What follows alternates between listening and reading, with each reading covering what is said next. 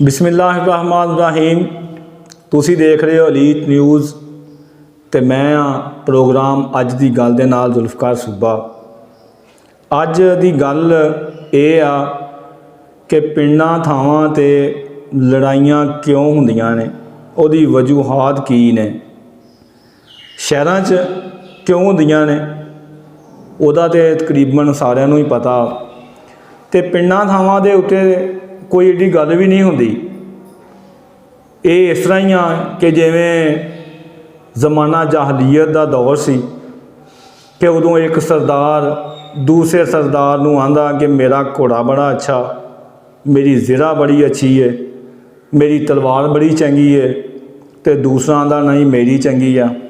दोवें आपस इस चीज़ तो बहसदियां होइआं लड़ पैंदे ने। रिवाज ये सीगा कि एक कबीले का बंदा कतल हो जाता सी ते दूसरे कबीले वाला जिहड़ा वो बदला लैंदा सी, बल्कि पूरे का पूरा कबीला।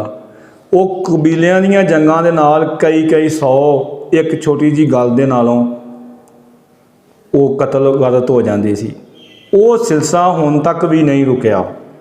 हुण भी पिंड थां ते कोई दो चौधरी आपस च बैठे ने ते वो अपनी चुदराहट वास्ते कोई एक बंदे ने कोई चंगी गल करती आ ते उन्हें उन्होंने रद्द करना कि इन्हें चंगी क्यों कर दी। अल्लाह वास्ते दा वैर जिन्हों कहा जाता। और नोका टोकी जिहड़ी है इत्थों तक आ जाती आ कि जे उन्होंने रकबे लागे लागे आ तो फिर की करना उन्होंने। अजकल जिवें कणकां चुकियां गईयां ते वढ खाली पे ने और बड़े सारे जिथे खाल छंगण वाले आ वो छंगदे ने लोग। फिर वट्टां बनाणियां हुंदियां ने इन्हां दिनां दे विच ते जदों उन्हां दा रकबा या पैली नाल नाल आ वो एक ने वट छंगणियां ते दूजे ने उस तो उन्हें अपनी जिदबाजी नाल अपना पासा उन्हें भी छंगी जाना।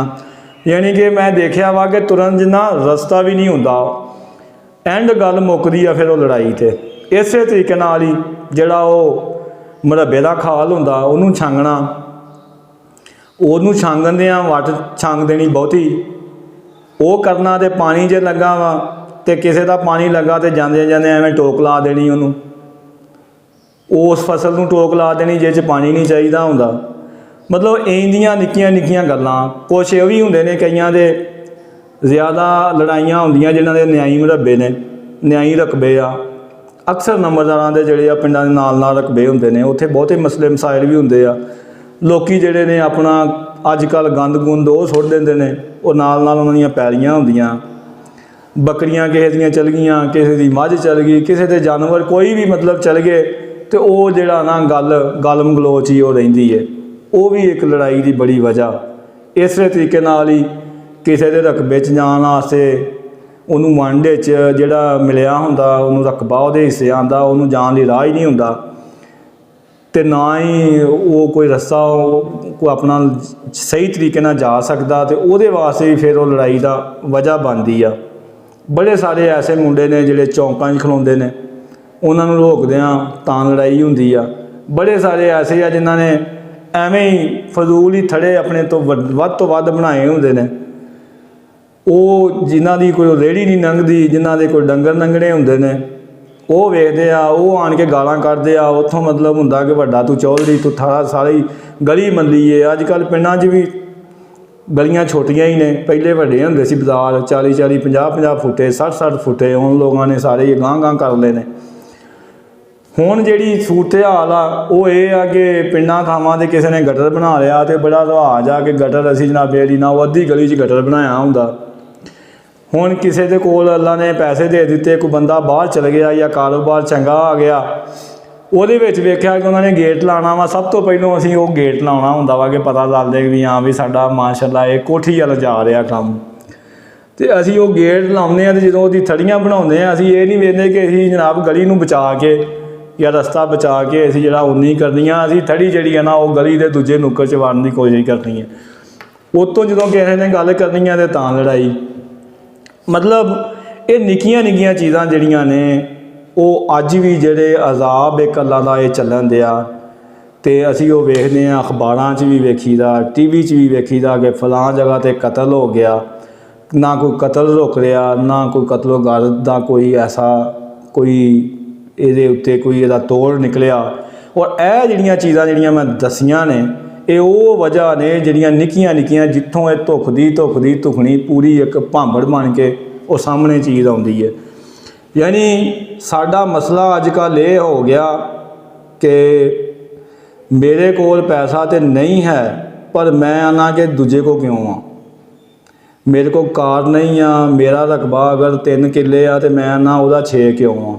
ਮੈਂ ਇਹ ਨਹੀਂ ਕਹਿੰਦਾ ਕਿ ਮੈਂ ਆਪਣੀ ਮਿਹਨਤ ਦੇ ਨਾਲ ਮੈਂ ਵੀ ਕਰ ਲਾਂ, ਮੈਂ ਉਹਨੂੰ ਹਸਦ ਕਰਨਾ। ਮਕਸਦ ਜਿੱਥੇ ਵੀ ਚੱਲ ਜਾਓ, ਜਿਹੜੀ ਵੀਡੀਓ ਬਣਾ ਲਓ, ਜਿੱਦਣ ਵੀ ਘੁੰਮ ਘੁਮਾ ਕੇ ਗੱਲ ਆਉਂਦੀ ਹੈ ਉਹੀ ਕਿ ਢਿੱਡ 'ਚ ਅਸੀਂ ਜਿੰਨੀ ਦੇਰ ਕੋੜ ਨਹੀਂ ਮੁਕਾਵਾਂਗੇ, ਜਿੰਨੀ ਦੇਰ ਦੂਜੇ ਨੂੰ ਤਸਲੀਮ ਨਹੀਂ ਕਰਾਂਗੇ, ਇਹ ਮੁਹੱਬਤ ਪਿਆਰ ਵਾਲਾ ਉਹ ਦਰਸ ਨਹੀਂ ਦਿਆਂਗੇ ਆਪਣੇ ਉੱਤੇ, ਉਹ ਨਹੀਂ ਲਾਗੂ ਕਰਾਂਗੇ, ਉਨੀ ਦੇਰ ਤੱਕ ਮੁਆਸ਼ਰਾ ਜਿਹੜਾ ਉਹ ਚੰਗਾ ਨਹੀਂ ਬਣ ਸਕਦਾ, ਇੱਥੇ ਅਮਨ ਨਹੀਂ ਹੋ ਸਕਦਾ। ਤਾਂ ਉਹ ਭਾਈਆਂ ਵਾਸਤੇ ਜਿਨ੍ਹਾਂ ਦੇ ਕੋ ਵੱਢ ਪਏ ਹਲੇ, ਕਿਸੇ ਨੇ ਕੋਈ ਰੂੜੀ ਪਾ ਕੇ, ਕਿਸੇ ਨੇ ਕਿਹਾ ਇਸ ਸਤੰਬਰ ਕਾਸ਼ਤੀ ਕਰਾਂਗੇ, ਕਿਸੇ ਨੇ ਕੋਈ ਪੱਠੇ ਬੀਜਣੇ ਆ, ਕਿਸੇ ਨੇ ਕੋਈ ਤਿਰੀ ਲਾਈ ਹੋਊਗੀ, ਉਹ ਇਹਦੇ ਜਿੰਨੇ ਵੀ ਕੰਮ ਕਰਨੇ ਆ, ਕਈਆਂ ਦੇ ਜਿਹੜੇ ਵੱਢ ਪਏ ਆ ਉਹਨਾਂ ਨੂੰ ਮੇਰਾ ਹੁਣੇ ਹੀ ਮਸ਼ਵਰਾ ਇਹ ਆ ਕਿ ਭਾਈ ਮੇਰੇ ਕੋਈ ਵੱਟ ਜਿਹੜੀ ਹੈ ਉਹਦੇ ਨਾਲ ਜੇ ਤੇਰਾ ਇੱਕ ਮੁਰੱਬੇ ਨਾਲ ਨਹੀਂ ਪੂਰਾ ਢਿੱਡ ਭਰਿਆ ਤੇ ਤੇਰਾ ਉਸ ਵੱਟ ਦਾ 2-3 ਇੰਚ ਨਾਲ ਕੀ ਭਰਨਾ। ਇਹ ਚੀਜ਼ਾਂ ਜਿਹੜੀਆਂ ਨਾ ਇਹ ਛੱਡ ਦਿਓ। ਤਾਂ ਉਹ ਬਸ ਅੱਜ ਦਾ ਇਹੋ ਹੀ ਮੇਰਾ ਸਬਕ ਆ। ਸਬਕ ਕੀ ਮੈਂ ਦੇਣਾ, ਮੈਂ ਤੇ ਆਪ ਸਿੱਖਣ ਦਿਆਂ ਤੁਹਾਡੇ ਕੋਲੋਂ। ਸੋ ਸਿੱਖਦਾ ਜ਼ਮਾਨਾ ਸਿਖਾਈ ਜਾਂਦਾ ਸਾਰਾ ਕੁਛ ਹੀ। ਗੱਲ ਮੱਤ ਦੀ ਅੱਜ ਇਹ ਹੀ ਆ, ਜਾਂ ਪ੍ਰੋਗਰਾਮ ਅੱਜ ਦੀ ਗੱਲ ਇਹ ਹੀ ਹੈ ਕਿ ਬਸ ਯਾਰ ਇਹ ਜ਼ਿੰਦਗੀ ਦਾ ਪਤਾ ਕੋਈ ਨਹੀਂ ਹੈ ਕਿ ਸਾਹ ਕਦੋਂ ਮੁੱਕ ਜਾਣੇ ਨੇ, ਅਤੇ ਇਹ ਜ਼ਿੰਦਗੀ ਨੂੰ ਪਿਆਰ ਨਾਲ ਗੁਜ਼ਾਰੋ, ਇਹਨੂੰ ਭਰਪੂਰ ਅੰਦਾਜ਼ ਨਾਲ, ਜਿਵੇਂ ਨਬੀ ਪਾਕ ਸੱਲੱਲਾਹੁ ਅਲੈਹਿ ਵਸੱਲਮ ਨੇ ਸਾਨੂੰ ਫਰਮਾਇਆ। ਅਗਰ ਤੁਸੀਂ ਮੁਸਲਮਾਨ ਹੋ ਤਾਂ ਫਿਰ ਤਾਂ ਸਾਡੇ ਕੋਲ ਹਰ ਚੀਜ਼ ਆ, ਅਸੀਂ ਉਹਨਾਂ ਦੇ ਜ਼ਾਬਤਾ ਹਯਾਤ ਜਿਹੜਾ ਇੱਕ ਦਿੱਤਾ ਗਿਆ ਸਾਨੂੰ ਇਸਲਾਮ ਨੇ ਦਿੱਤਾ, ਅਸੀਂ ਉਹਦੇ ਮੁਤਾਬਕ ਆਪਣੀਆਂ ਜਿਹੜੀਆਂ ਜ਼ਿੰਦਗੀਆਂ ਉਹ ਗੁਜ਼ਾਰੀਏ।